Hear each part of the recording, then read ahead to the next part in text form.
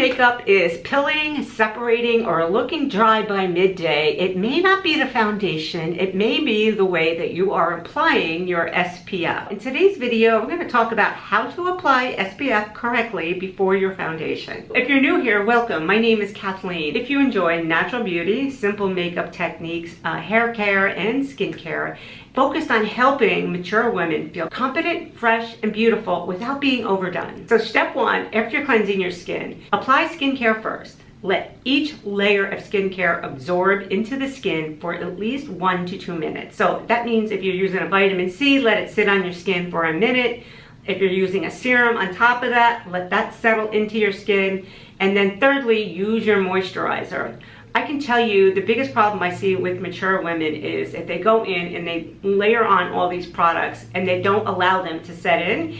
And what happens is when you put that final SPF on your skin and then you try to go in and put makeup on top of that, it's going to just pill up all over the place and it'll just be a real mess. For mature skin, slightly hydrated skin helps the foundation just look more smoother and polished on the skin. And it stops the texture from looking emphasized. And I can tell you, most women do not use enough SPF.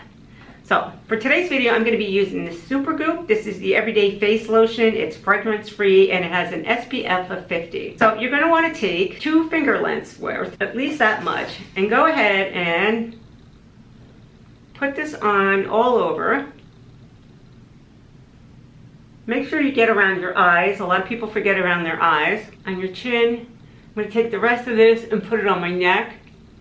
I'm just rubbing this upward on my neck, and on here I'm going to take it and I'm going to press it into the skin. Really press it in there. Instead of rubbing and pulling, you really want to press it into the skin. Don't forget your ears. You want to go around the tops of your ears and again press. Make sure you get your lids. I used to get so much hyperpigmentation right across my brow here because I never put SPF on. I love this one. It's fragrance free. It really just absorbs nicely into the skin. It doesn't leave a cast. It's absolutely one of my favorites. I do have some other favorites too. I'll leave them linked down below in case you're interested. You're going to want to press that into your chest. Hairline, don't forget to get up in your hairline, press it up in here. Now, wait at least 5 minutes before you go ahead and put your makeup on. So if you do your skincare first, and then you put your SPF on, and then the next thing should be to go and let that settle into your skin.